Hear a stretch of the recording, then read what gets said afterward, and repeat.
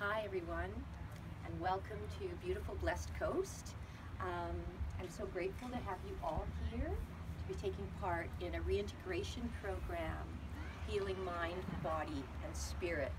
My name is Janetta Jane, and I am a kinesiologist by education. I'm also a healer. I am a person who has done a great deal of healing in my life. And I believe that we can have peak experiences and we can have awakenings, but until we heal ourselves fully, we do not come to a heart open space where we're able to heal the world and stay in our true purpose and stay in our true power. So this program of reintegration is about bringing together mind, body, and spirit to heal, to bring the world to the higher place that we're taking it to right now. We're in an interesting period of time right now. We are hell-bent on destruction, some areas, and then there's so many more awakened people that are finding their power, finding their truth, finding the source of all, the source of love, the source of peace, the source of power. And they're bringing that to other people. And so during this workshop, feel free to do yoga, feel free to lie down and close your eyes and just listen. We will do a few meditations. I'll just be talking. It's just really a peaceful way to end the day, the weekend, the few days, this wonderful workshop. So reintegration is about establishing homeostasis within our body and our soul and our mind. So that's finding that beautiful balance where we bring all these integrated fragments of ourselves that are unhealed together and heal them. Generally that involves some inner child work. It involves discovering our shadow. What is our shadow? The shadow are those unhealed fragments of our unconscious that need to come forward and need to be healed in order to move forward and be our most powerful self. That is a process of understanding how we can work that. So the inner child is so important. It's foundational. The inner child teachings are not the highest teaching necessarily. They're not the most enlightened teachings, but they are absolutely rock bottom foundational in finding and healing ourselves. Our lower three chakras are all attuned through childhood. The lower chakra, the base chakra, being attuned to survival, to family, to tribe, and all the pain that brought up for us, all those years, is stuck here. And every interaction we have with others where we are not fully healed in our root chakra will trigger us in this area. All the chakras are a stage of awakening. So we've got our root chakra, which is truly about survival, family, tribe. Moving forward, becoming true to ourselves and not what we've been told to do, not what we've been socialized into, but to find our own authenticity, our own real voice, and become alive in that. The second chakra is about self. It's about self-esteem. It's about relationship with self. It's about sexuality. It's about security as well, financial security, all of those areas. The third chakra, so these are the most important areas to look at. The third chakra is a power chakra. It's about our relationship with the collective, with the ego. It's the pinnacle of ego, the third chakra. It's where we come to feel at peace with the world or not at peace. And most people in our society have not risen above these three chakras. The problem is, if we don't heal all of these three areas, our heart chakra continues to close at the fourth chakra. And without a wide open heart chakra, we are not able to be the beautiful, peaceful warriors that we need to be, to ascend, to come into the greater awareness of the love vibration, of open-heartedness. That's truly what Ascension is about. It's about coming into a love-based awareness, love-based consciousness, and moving out of fear-based consciousness, which is what our society has been raised into and has been living on, which is why we see so many awful things going on in the world. It's not because there's awful people. It's because people are hurt, people are traumatized, and people have not done their healing. So as we heal these bottom 3 chakras, we are able to rise into the open-heartedness of the 4th chakra and stay in there. That green light of unconditional love and compassion that allows us to be a channel and be a constant channel at that point of alignment with source power, of alignment with our higher self, and of truth, justice, and peace. Once we're open there, then our throat chakra, our 5th chakra, authentic expression, being truly true to ourselves and our own voice, becomes open.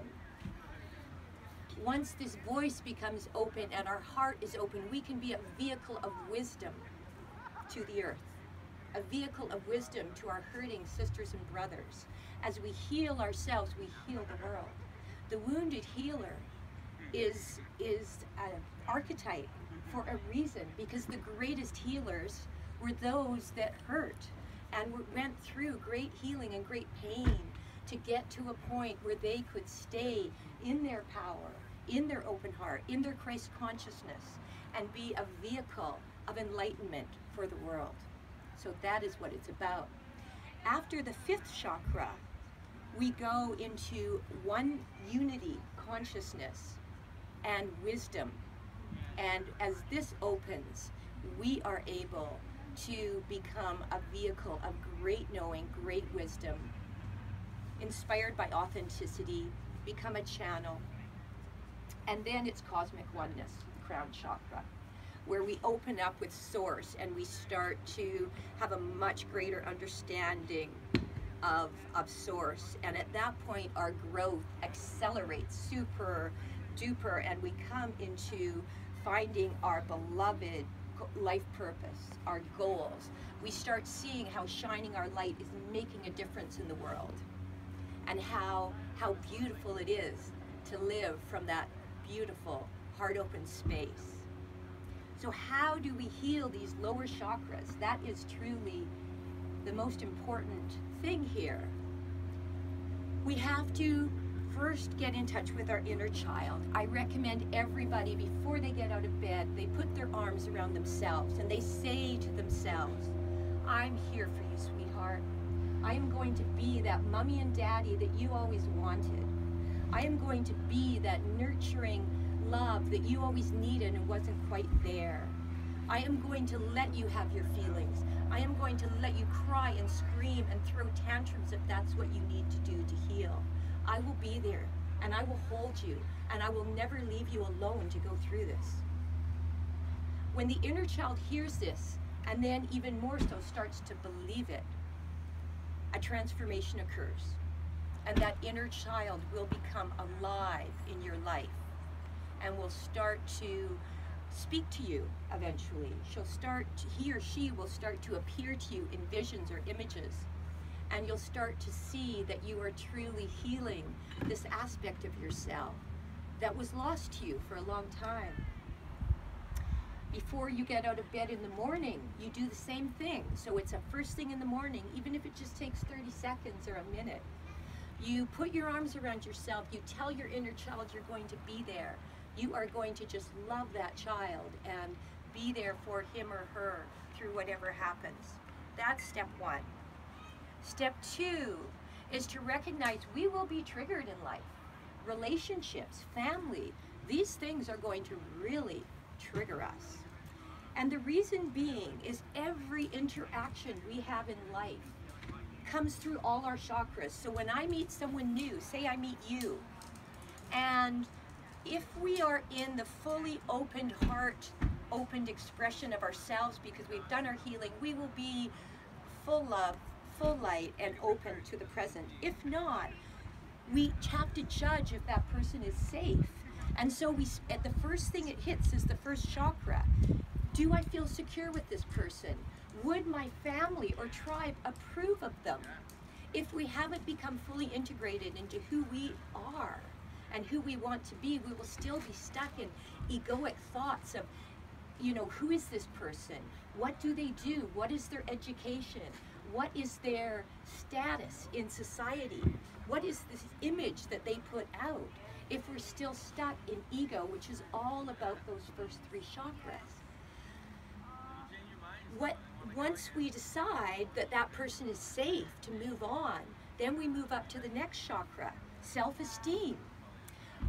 In that first chakra too, one of the reasons when somebody startles us and surprises us and we jump, even though that might be the person we love the most in the world, it's because we didn't have a chance to integrate that interaction through our first chakra, and it's the survival chakra. So we startle.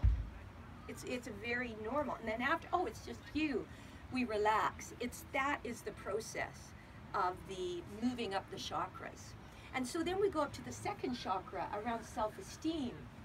And say we're on a date with this beautiful person that we really like, and we make them a beautiful meal and we serve it to them, and then they say, oh, I'm sorry, I can't eat that, or I don't like it. Immediately we'll go to first chakra, but then into second, self-esteem. How does that affect me? How does that affect my sexuality? Will they think I'm still beautiful and wonderful, or will they judge me for this now? And so it's, once we find, no, it's okay, the only way it's going to be okay is if we give ourselves full self-love and empowerment in that moment. And that has to come through the full, genuine expression of just loving ourselves, which is why that inner child work is so important. All those things, self-love, talking to the inner child, being present for pain, sitting with pain, those are foundational before we can move to the higher places. And that we all will achieve those higher places if we take the time to heal these lower areas. So in the second chakra, if we decide my self-esteem is intact because I love who I am, I really love who I am. If they don't like that food, that's okay. If they're not meant to be in my life, they will move on, and that's okay too. And you just trust that life is unfolding exactly as it should in that moment. It has nothing to do with you. It's just a lesson. One of the little things I always like to remind myself is my triggers are my treasures. When we have a trigger, when somebody triggers our insecurity, or they trigger our ego or our family or our self-image, it's a treasure. That's where our healing is. And what we need to do at that moment is close our eyes if we can. Take quiet time, breathe, and ask ourselves, when do I first remember feeling this way? And then go into that feeling. More than likely, you could be very, very young. You could be 1. You could be in a crib. You could be 2 or 3. You just know that feeling is so familiar, and it's been triggering you for years and years, and you have to breathe through it. Take deep breaths. Stay present. The ego will go nuts. It'll take you to the past. It'll take you to the future.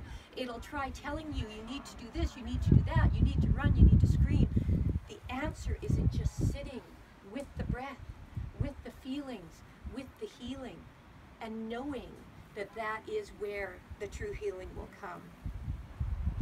We rise up to the third chakra, which is all around work and career and power and the pinnacle of ego. Understanding the ego's role in our life is huge. The ego is not us. The ego is this image we've developed of ourselves from the time we were young by socialization of ourselves and our being, all those things that we were taught that we are, that we're not. We are pure spirit, dreaming a life into being in the daytime, and then dreaming at nighttime to relieve some of the stressors that go on in the daytime. Our true life is as spirits. This life that we're living now is more illusory than real. No, it's real. There is a physical reality here, but there's a much greater reality, and this is just a school, an education place to learn and to grow and to find joy. So all of this stuff, again, even in the third chakra where it's about others and work and the greater collective, it comes back to self-love, because as we love ourselves, we can love the world. It expands outwards. And so all those affirmations and the breath work and the healing and the holding ourselves and the journaling and the sacred circles and the groups and the inner child work, the yoga, the meditation, all of these things are so super healing to take us to that highest level. However, even meditation, which for me is absolutely foundational, I love it. I spend a lot of time in meditation. It bypasses a lot of bad feelings by allowing us to sit in a peaceful place until we find that we are home. We are home. Once we start to meditate and become very comfortable with it, we find it a very blissful place, even if it's a meditation that is particularly painful because we're being triggered by a bad memory or a loss or grief. Meditation is very healing, but meditation won't take us to the mountaintop until we heal the lower three chakras. Another thing that we need to look at is the archetypes to help us on our journey. The archetypes, the four basic survival archetypes, are the child, the victim, the saboteur, and the prostitute. We all have a variety of archetypes. Archetypes are unconscious patterns that we all know and understand and speak a language of, but we don't really understand them in our own lives. And so in order to heal, we need to understand how our archetypes work in our lives. The child archetype, there's such a joyous child aspect to the child, and this is that child that sees life fresh and anew every single day, that sees life beautiful, sees life fresh, that wants to jump and play and skip and just sees the beauty in everything. That is the sacred child. But we have the wounded child that wants to isolate, that wants to do addictions, that wants to just not feel, because it feels lonely, it feels different, it feels separate from the world. But it's not separate from the world. The wounded child, all of these archetypes are there to teach us where we need our healing, where we need to bring that together and to move on to the next step. The child believes in punishment and reward. It thinks if I'm a good girl, then good things will happen to me. Or if I forgive this person, then God will give me something else bad to deal with. And so it gets kind of stuck in this inability to manage money and inability to take care of themselves and always looking for someone else to take care of themselves.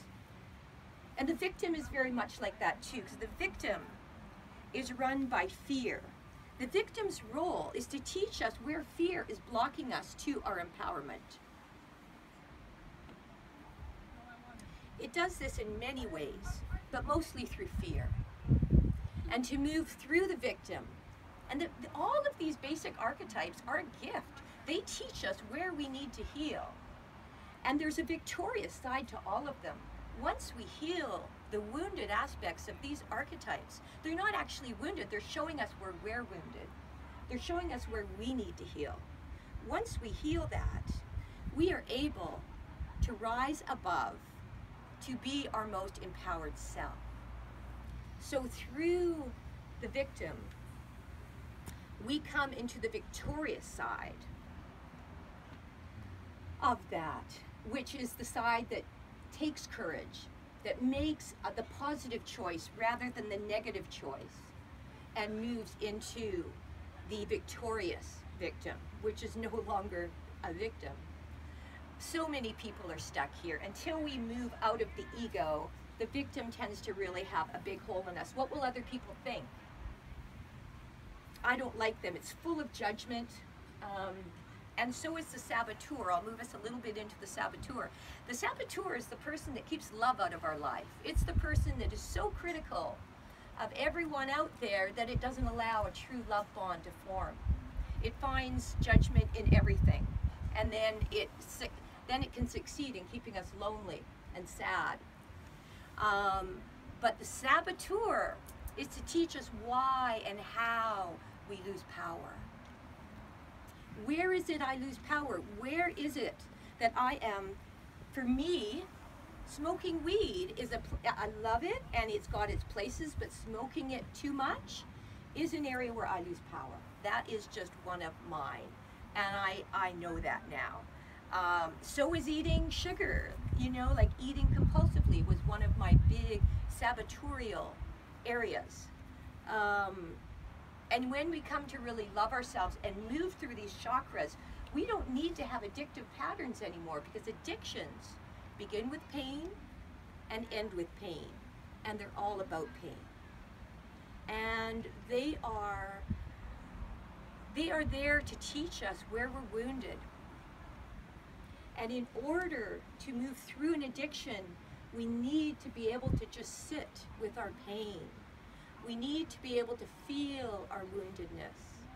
We need to be able to be there and hold ourselves and love ourselves in our pain, so that we can move through it and move on to the higher place. So addictions are also a treasure.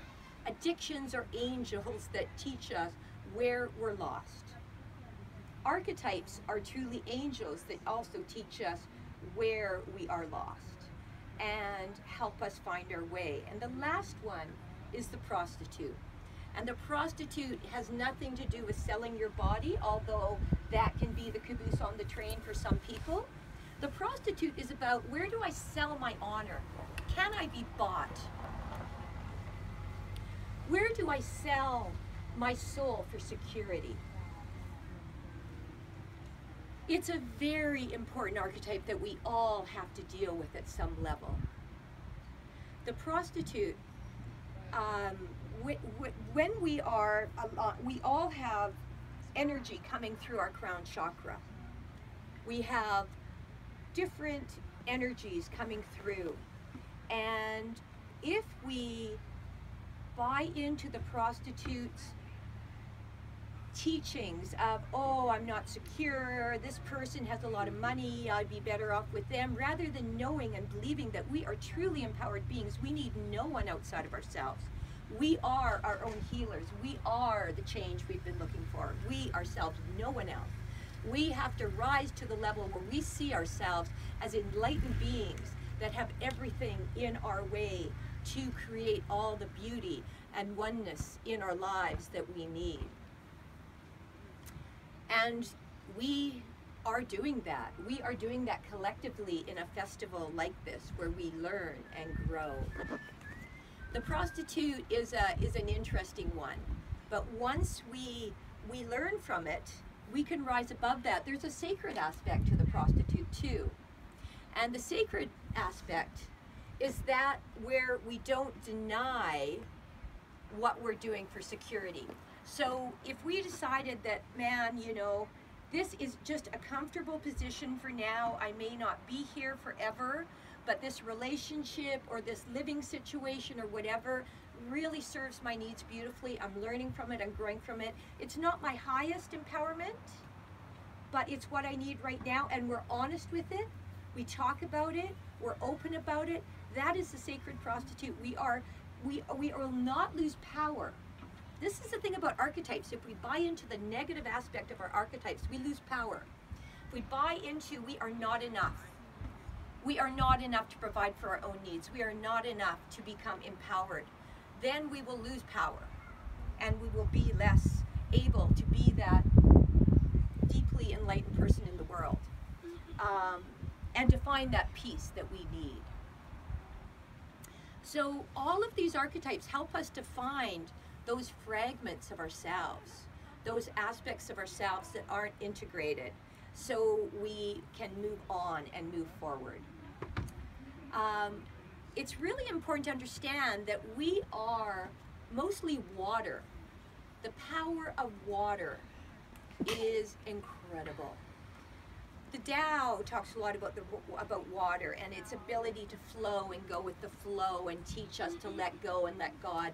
Life is like that. If we allow ourselves to let go of the ego and move through this and just flow with the course of life, we will have greater and greater miracles and synchronicity and blessings come into our life beyond our wildest dreams, far beyond our wildest dreams, because we are truly an extension of Source. We are an extension of God. We are an extension of Source energy, like the fingertips of Source. And because of our egos, we have fallen out of the intuitive alignment with Source, like all the other creatures in nature have. And the way back to finding our highest potential and our greatest truth is by aligning. It's by taking time for the sacred, returning to ceremonies, returning to rituals, celebrating the full moon, creating new moon intentions, going to sacred circles, going to support groups, doing whatever you need to do. We can't do this healing alone.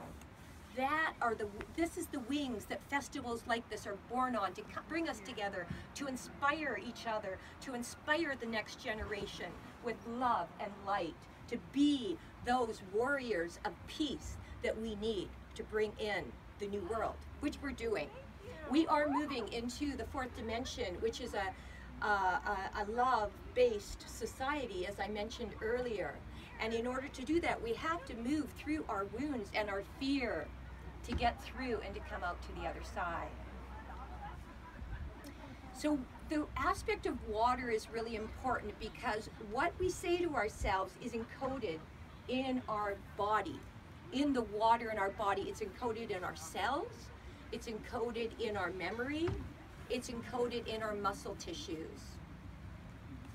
And so one of the things that I do for healing is I have a copper vessel that I put water into, and every time I fill it, it's an Ayurvedic healing methodology, because minute amounts of copper are very good for the body, very healing. And as I pour the filtered water into it, I talk to it. I say, I love you. I say, thank you. I say, you are beautiful. Thank you for this sustenance. Thank you for this nurturance. Thank you for this beauty. And I drink some. And then I fill my bottles, and then I refill it with some more, and I leave it. And when I come to drink from the copper vessel next time, I say, thank you, I love you.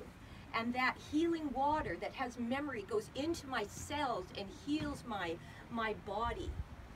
We can also do the same. We can take some of this healing water and go to our rivers and go to our oceans and our places of water and dump some and do a prayer and ask Source, how can we be this light? How can we carry forward and listen to the wisdom? As you heal these lower three chakras, Spirit will start talking to you loud in your life. You will probably get visions. You will probably notice your telepathy increases, that spiritual gifts start to come. And it is such a blessing. It is such a gift. And it's so much less painful than being stuck in our triggers in those first three base chakras where so much pain is stored, and coming into that place of love, light, consciousness, of true authenticity and authentic expression of unity and love and cosmic oneness. So remember, what you say to yourself is so important. It is the essence of love. It is the essence of self-love. Become aware of what you're saying, which I believe is the greatest miracle of meditation. It truly helps you come into alignment with your understanding of yourself in every second of the day. You're not unconscious anymore. You come more into a conscious awareness of how you're acting, what you're saying, how you're being triggered. Oh my goodness, I'm being triggered. What's going on here? Start watching what you do. Start watching your thoughts. Start questioning everything. Start questioning, what archetype is this affecting? What chakra is this affecting? What beliefs is this affecting? What can I do here? And breathe. Remember, breath is spirit. Breath returns us to the present moment. God, spirit, source, creator is only in the present moment. The present moment is a moment of power, and we say that not for no reason. It is absolute truth. The power of now. Eckhart Tolle and his teachings on that are wonderful, but they have been said by the Tao, by the Course of Miracles, by Hinduism, by Buddhism. A lot of these wisdom traditions have been teaching all of this beautiful stuff for a long time. But we're finally integrating it at a more refined area now, so that we can integrate all of this and bring it together into our most healed aspects. So how can we be our most healed self on a daily basis? Other than the triggers, get out in nature, eat healthy food, do yoga, do meditation, get in water. Water has the highest vibration next to source energy, so getting in water for a swim will totally change and uplift your vibration if you're feeling low. Be loving to yourself. Say sweet words. Just say, I love you so much. You are so wonderful. Jump up and down. Do anything. Like, just embrace the beautiful child of light that you are, because you are bringing this to the world, and you guys are the healers that are bringing in the new world. You are so beautiful. If we could only see ourselves as the angels and the masters and source sees us. We are light and we are love, and the only thing in the way of that light and love are the blocks to it.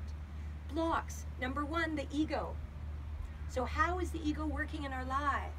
And then to discover all these other areas and move on.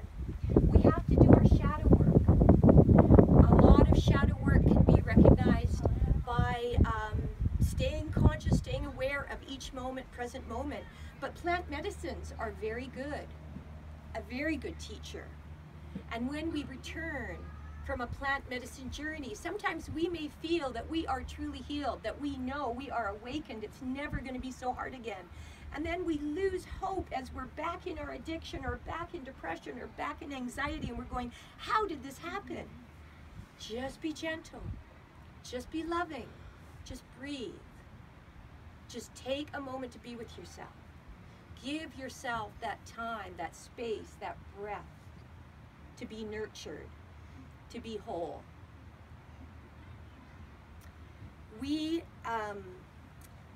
I am not quite sure what time it is. At 1 o'clock, I'm going to wind up this part of the presentation, and I'm going to take you into an inner child meditation. And then I'm going to ask if there's somebody in the audience that would like to come up for a healing session. And the best kind of person would be somebody who is struggling with anxiety, somebody who struggles with depression, somebody who struggles with addiction, somebody who's lost someone they love, somebody who's got grief going on, someone who's feeling triggered, someone who's got a lot of emotion going on.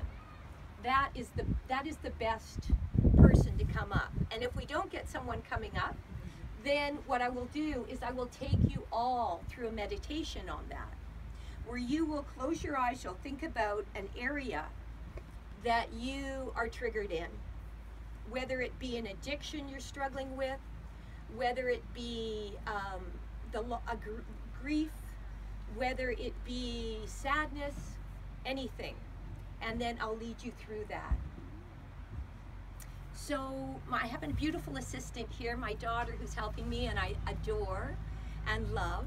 Do you know what time it is? 15 to 1. Pardon? 15 to 1. 15 to 1, thank you. So at this point, I think I will take you into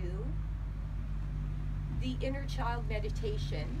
No, actually, I'm going to take you into the other one first, unless I have a volunteer.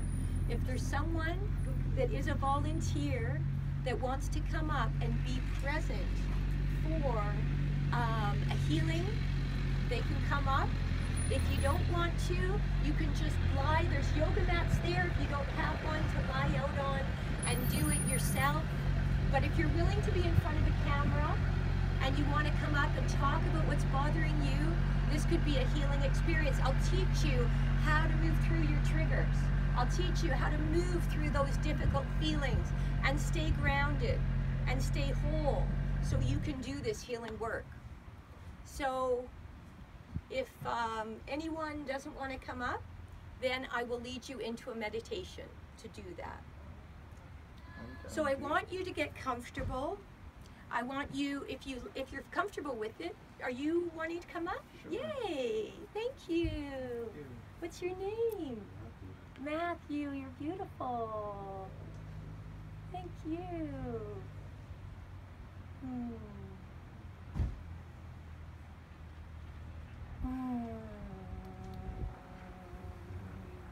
Thank you. So we have Matthew here. And so Matthew, what we're going to do right now is I'm going to have you think about an issue or an instant or an addiction or something painful in your life that's been bothering you. And I want you to close your eyes and think about that. Think about the loss, a person, whatever it is. And then I want you to think about how that feels in your body when you think about this issue, this addiction, this pain, this loss, this grief. And tell me, how does it feel? Where do you feel energy? Your heart. And does it feel like expansive or contractive or hard or soft? Is there a color? Heavy weight. Maybe even blocking, like a pain that's not allowing that bright light to shine as fully. Yeah. So what I want you to do is visualize that heart center. I want you to breathe deep into it. Take a deep breath into that heavy heart and release. And breathe again into that pain.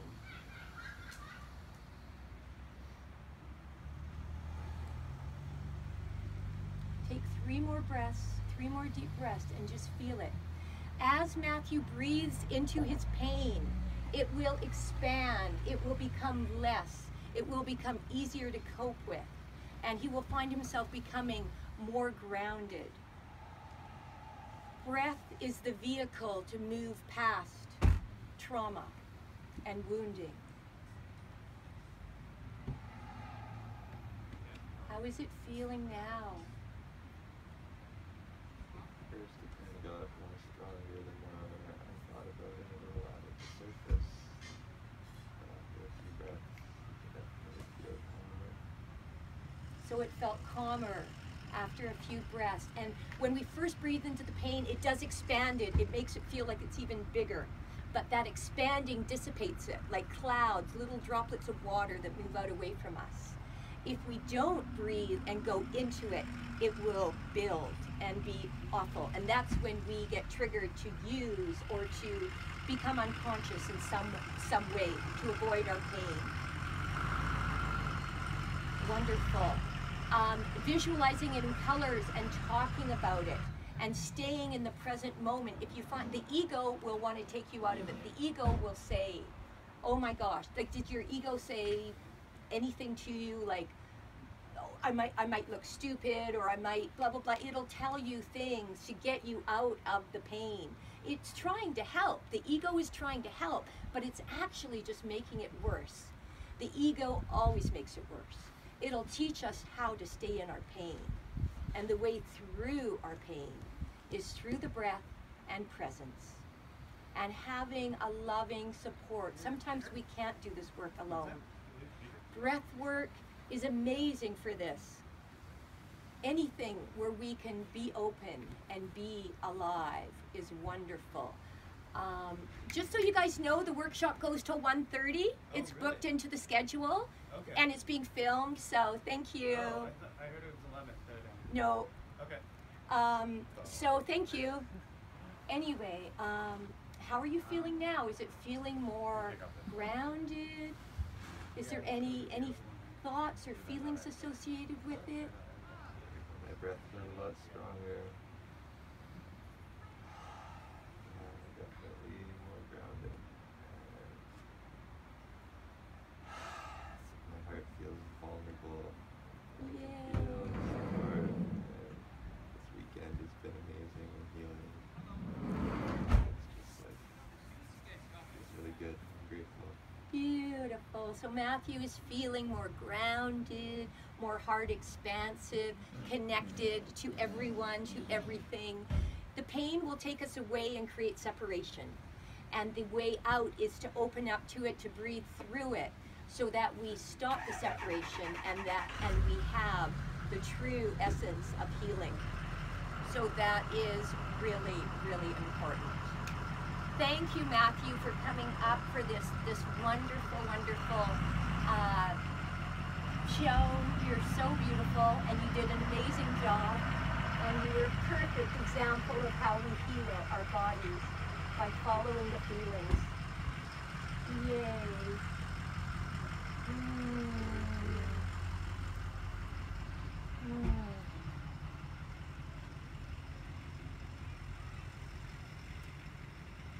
So beautiful.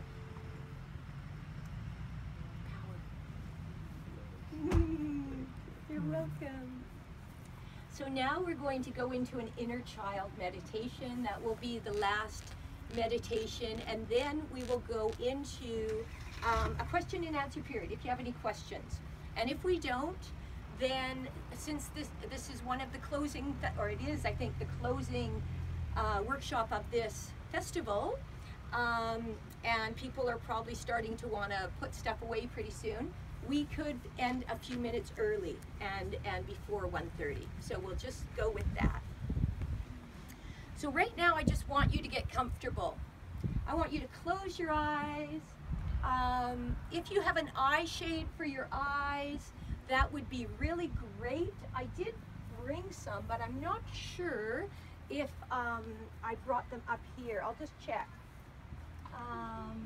No, I didn't. So if you have a sleeve to put over your eyes or something, that can be powerful, or just keep them closed. It just helps the visuals to have an eye shade. We're going to go on a journey. This is a beautiful healing journey.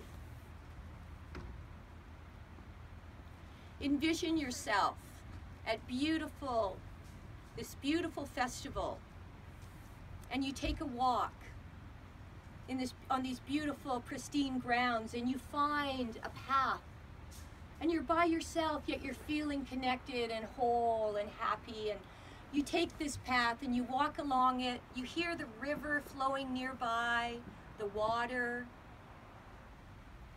You're feeling grateful. The sun is streaming through the trees. You feel the rays of sun. You feel grateful.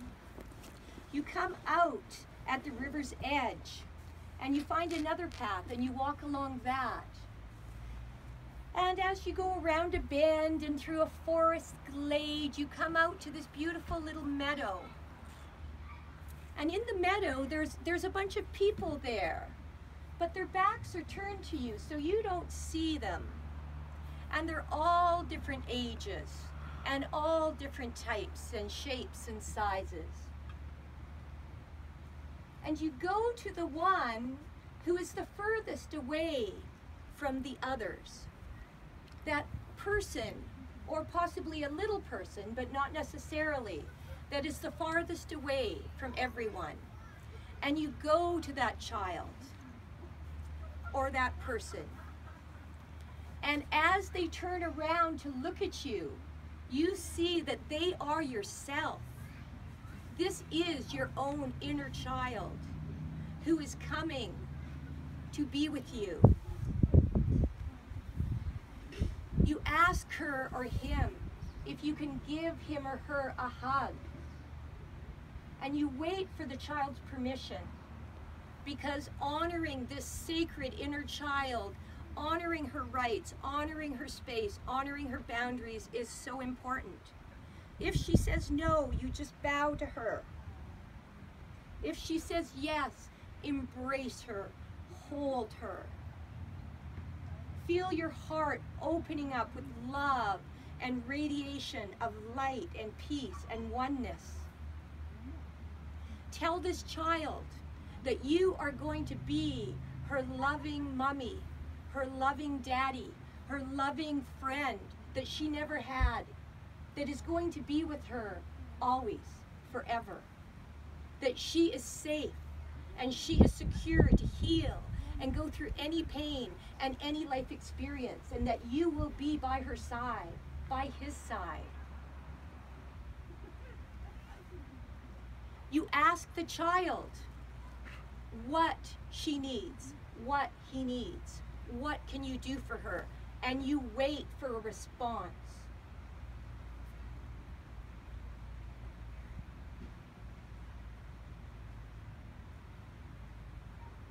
If you feel feelings of sadness or grief or bliss or joy or anything come up, feel free to express them. Feel free to release them.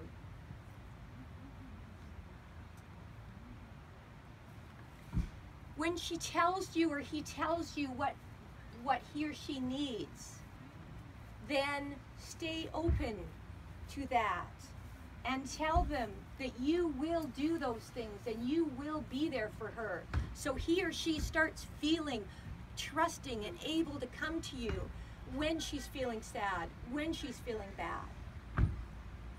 When we don't step into our power, when we let the victim or the saboteur or the negative sides of the child or prostitute archetypes build our lives, we're not living from authentic power, we're living from choices built on fear.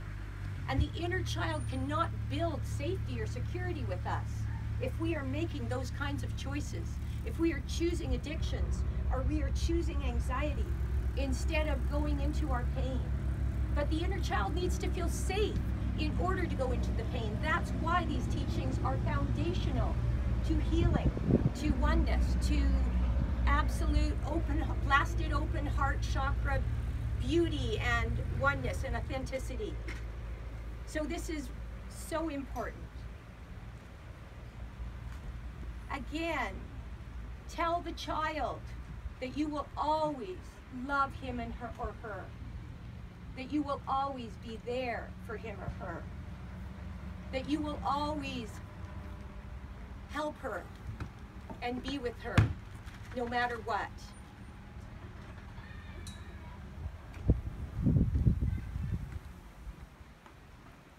You ask the child if you can embrace her once more, him or her. If they didn't allow you to embrace them the first time, they will allow you to embrace them the second time. And do so. And just love them. And then release and tell them that you're leaving now, but you're going to come back. You're going to be checking in with this inner child every morning and every night. And any time through the day that you feel insecure, that you feel sad, that you feel triggered, you're going to get off to a washroom stand even if it's just getting to a washroom and closing the door and sitting there and breathing. You will do whatever you can to bring your power into existence, to love her up enough so she can be the peaceful warrior or warrior-ess that we need to bring about this life of love, this paradigm of love, rather than the paradigm of fear that is bringing humanity to the brink of extinction. We will not go to the brink of extinction. If you heal this work, you will rise up into the fourth dimension. You will become a being of light and love. And you will not be afraid anymore. Even if there's earthquakes going on around, you will know that it's all going to be okay. You will get that kind of power. You will no longer have any fear. You will be an empowered being. So this work is absolutely necessary. And once we've healed the inner child, these lower chakras, we become so empowered at the heart chakra. We are just a vessel of love. And then we are empowered at the throat chakra for our authentic expression, where we can speak our truth to anyone. And we can do it in a way that is gracious and tactful and beautiful. And then we can rise up to this center of unity, this center of wisdom, this chakra, the sixth chakra, the all-seeingness. We come into intuitive gifts. We get more spiritual gifts. We get more psychic gifts. We start to realize, we start to get even telepathic gifts. And then it's unity cosmic, where we start to get visions, and I mean, we start to see the greater world and have a much greater understanding of how we are all one. We are all truth. We are all light. And we will be able to bring this next paradigm to the place of love and light and compassion and goodness and peace. And one thing I have not mentioned a lot, and that's forgiveness. Forgiveness is the most important aspect to bring us back to oneness with Source. We cannot hold resentments. We cannot afford any resentments. We cannot afford any judgments, because truly we are all one with Source. When we judge our brother, we judge ourselves. You know that old expression about a finger pointing forward and 3 coming back? It's so true. When we put love out into the world, we get it back. When we put fear out into the world, or judgment, we get it back. And even if we think we're just judging them, our inner child knows we're one and that we've just judged her, and by judging our brother. As soon as we forgive, we will feel the light of spirit shine through to our soul. We will start to feel our heart chakra open. We will start to feel a big change happening. You cannot do this work without forgiveness. It is the pathway to peace. There's been many teachings that I have loved on this path. One of them is A Course in Miracles, and it talks a lot about forgiveness and about oneness and about this world being more of an illusion than reality, that the real reality is God and love and truth, and the rest is just built out of fear. So even though it actually happens, it's more illusion. It's not lasting forever. It's not omnipotent. It's not everlasting. So that's why they call it illusion. It's what we're dreaming into existence. But we can also start dreaming the love into existence and being a vessel of that purity, of that compassion, of that love. So I think at this point in the workshop, I'm going to wrap it up, and I'd love to offer any questions from anyone. If you have any questions, feel free to ask me, or if you need to get going. I know this is the closing ceremony, and a lot of you even had to get back for work today or whatever. So feel free, but if there's any questions from the floor, I'd be more than happy to answer anything on any topic whatsoever, in regards to healing, in regards to earth medicine, in regards to forgiveness or peace or love or wellness, or it's all my baby. And I just want to say, may the spirit of light, of cosmic light and love be in you. May the wisdom of Source and beauty and love and truth be in your minds. And may your hearts open to the goodness that is love, that is Source, that is God, of which you are a part and never were separate from. And may you discover the ego that's keeping you away from that, so that you can rise up in your full power. Find the career that blesses the world that you love, and you can't believe you're making this much money to do what you love. To find a community that supports you and loves you and is there when you need it.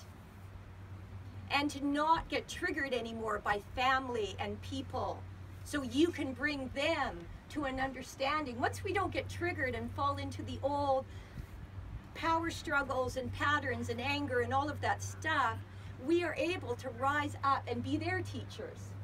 Everybody is our teacher. Our teachers are our triggers, are our friends, are our blessings. So I thank you. I love you all.